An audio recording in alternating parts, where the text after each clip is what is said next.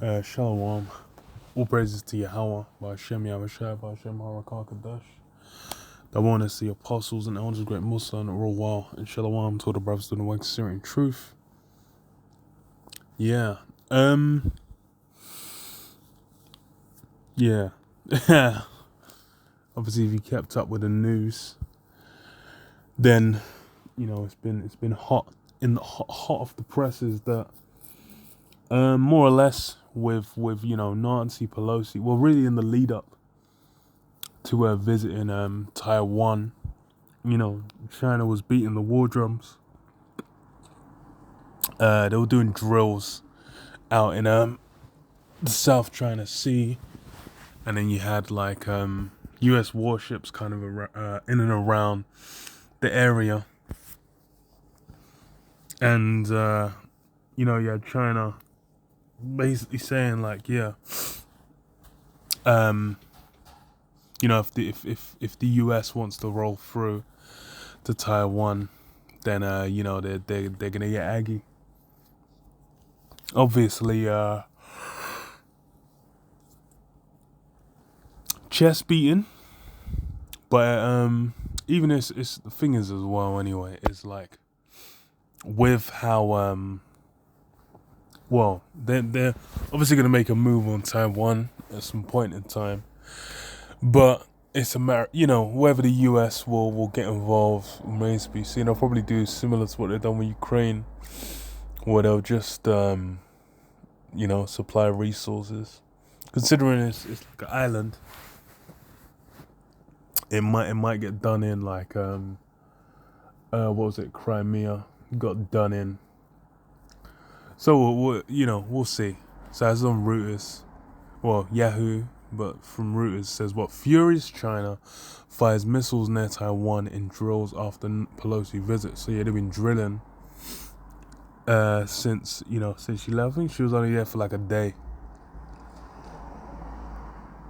So that's as well. China deployed scores of planes and fired live missiles near Taiwan on Thursday in its biggest drills in the Taiwan Strait, a day after the U.S. House of Representatives Speaker Nancy Pelosi made a solidarity trip to the self-ruled island. China's military confirmed multiple firings of conventional missiles in waters off Taiwan as part of planned exercises in 6 zones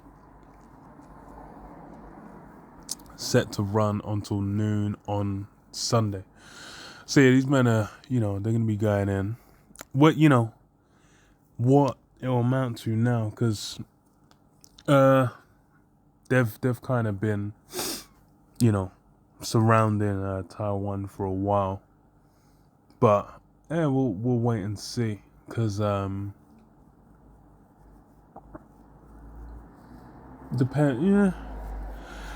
obviously beating their chest, but Taiwan is like a hot spot as far as microchips go. They're a proper spot globally. There's a lot of countries, a lot of different technologies that rely on chips that only they make. So it's not the same as like Ukraine. Ukraine has obviously the food issue, but that's on a lower kind of tier from when you get to technology. People can starve, but if they need to get their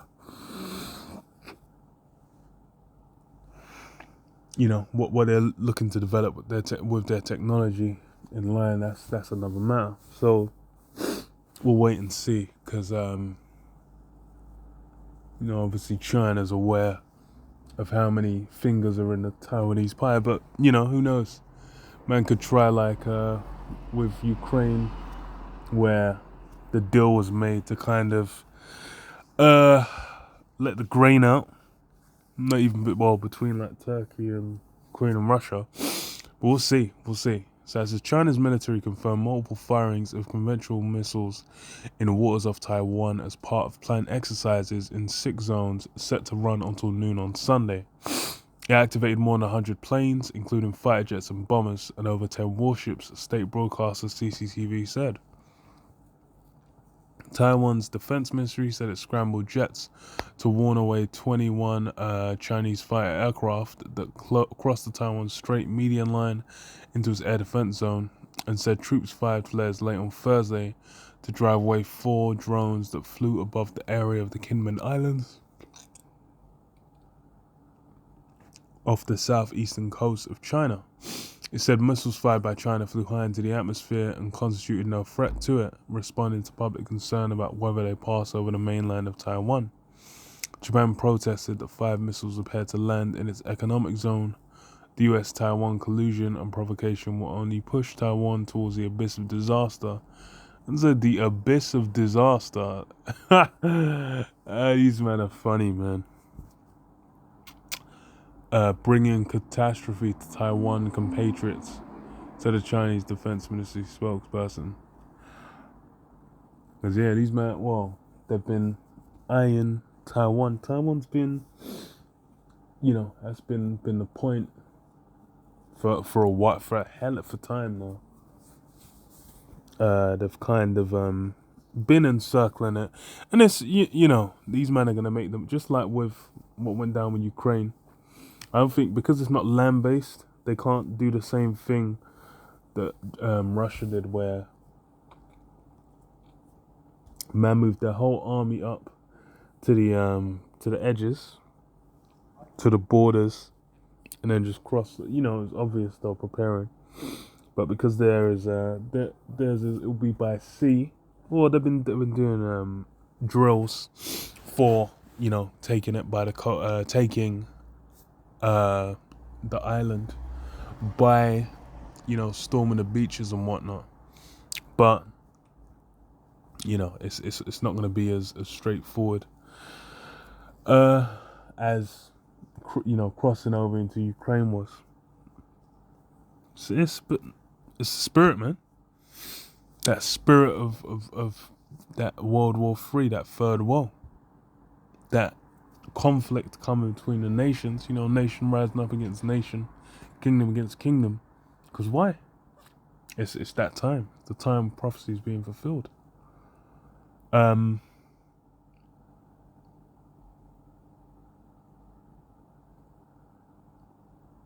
So, responding to the Chinese drills, President Tsai Ing-wen said Taiwan would not provoke conflicts, but would firmly defend its sovereignty and national security. Taiwan will never be knocked down by challenges. Tsai said in a recorded video message to the people of Taiwan, "We are calm, not impetuous. We are rational and not provocative, but we will also be firm and not shirk."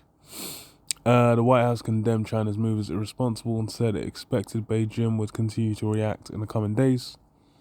Beijing's provocative actions are significant escalation and its long-standing attempt to change the status quo. Yeah. So, that's why it's like, bro. We'll see, we'll see to the scale it goes. Because, whilst they're looking to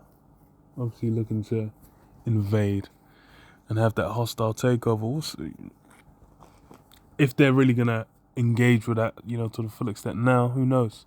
Because with the Ukraine conflict, obviously Russia's biggest ally is tied up. So, we'll wait and see. But it's fully that time, man, where, that third wall is in the waiting in the wings, man.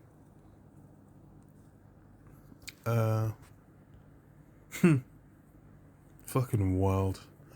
Joel 3 and 9, it says, "Proclaim ye this among the Gentiles, prepare war, wake up the mighty men, let all the men of war draw near, let them come up." Yeah.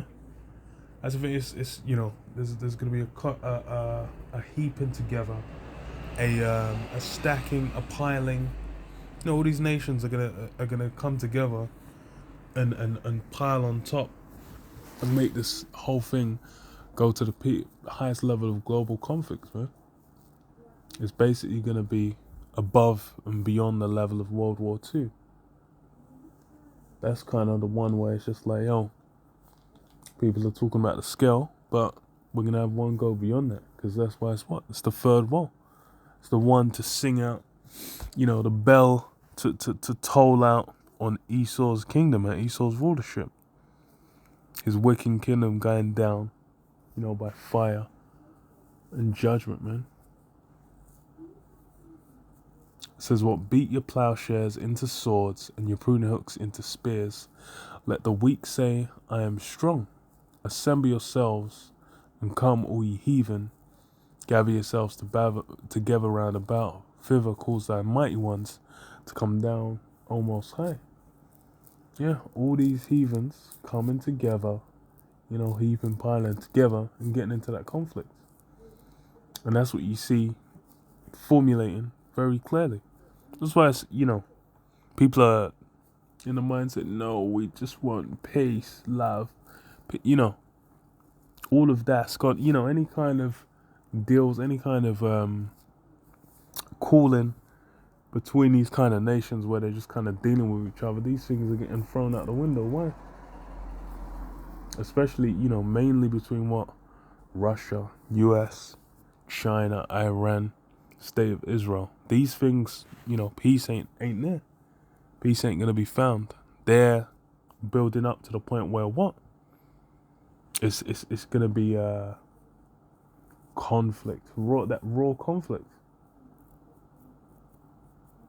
What you're seeing, people getting wiped out, people getting annihilated, old people's homes getting blown up, schools getting blown up, all these things. That's what? The times, man. It says, let the heathen be wakened and come up to the valley of Jehoshaphat, Yahweh Shaphat, the valley of the Most High's judgment. For there will I sit to judge all the heathen round about. Put ye in the sickle, for the harvest is ripe. Come get you down, for the press is full, the fats overflow, and their wickedness is great. Multitudes, multitudes in the valley of decision. For the day of the Lord Yahweh is near in the valley of decision. Yeah. These things are what? They're climbing up, they're increasing in scale. They're maximizing, because why?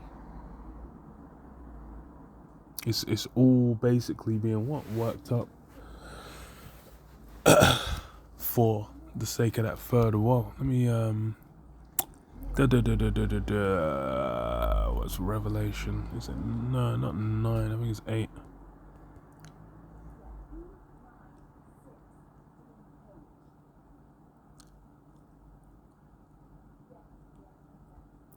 Is it the second wall? Oh wait. Oh okay, yeah. So it says Revelation 8:13 says, and I beheld and heard an angel flying through the midst of heaven, saying with a loud voice, woe, woe, woe to the inhabitants of the earth, by reason of the other voices of the trumpet of the 3 angels which are yet to sound. Yeah, so woe, woe, woe. You had the first woe that was 1914 to 1918. The Great War was called, the war to end all wars, when it was around in its time. After World War II, it's called what? World War One. Got World War II, second time it popped off. And hey, that's when it was known. It was on a madness, on an even greater scale. Military capabilities had developed further. All kinds of things were developed further, and you had a new world order set in after the end of World War II, where you had what? You had the European empires wane, and then what? America took up the prominent position. That's why they glory themselves, by glorying in D-Day. Because why? That basically had them, take the victory from the situation, and then cement it further in the Pacific front with dropping the A-bombs, big boy and little boy, on Japan. That was like when it was basically sealed that what? America was the prominent one. They'd taken the kingdom. They'd become the key force, in setting it up. And then afterwards, I believe it's 11, right? Yeah. Revelation 11 and 14 says what? The second war is past, and behold, the third war cometh quickly. So, second one's past. And the third war came quickly. You really had it kick up with the Cold War. But, you know, as it's called the Cold War, you didn't have that big, you know, large-scale ground combat. You had it where it was proxy wars, where it was information wars, espionage. You know, you watch like James Bond, The Man from U.N.C.L.E., what's some other spy flicks? Basically, well, that's like the whole spy genre developed off the back of that, because it was what's it called? It was more or less developed off, you know, Cold War, basically, you know, breaking down, destroying Russian interests and trying to promote American interests. And that's why it's put in Hollywood so much, because they're pushing out that vibration onto the whole earth. And then what was it? So yeah, so Isaiah 9 and 5 says, for every battle of the warrior is with confused noise and garments rolled in blood. So even up to the second war, and really even with the way the second war went out was the atom bomb, and that was it. But that wasn't on the scale of you know, the same scale of flames as you get with the nuclear bomb, man, where, you know, people are getting disintegrated. You know, their eye sockets, their eyes are getting melted out of their eye sockets, the tongue's getting melted out of their mouth. You know, it's on a different scale. But still, it says, for every battle of the warriors with confused noise and garments rolled in blood, but this shall be with burning and fuel of fire. So yeah, this one's gonna end with what? With nuclear missiles. That's the diverse thing about the third war.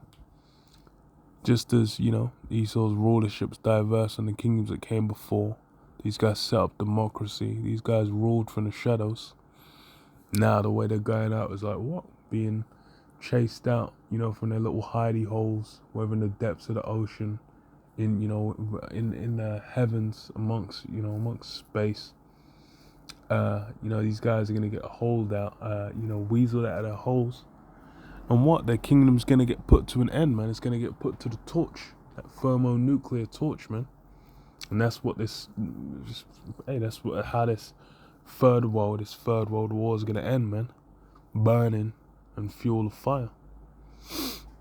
So yeah, I'll leave it there. Shalom. Yabba Shem Yashab, Shem Kakatash Wakata. Shalom.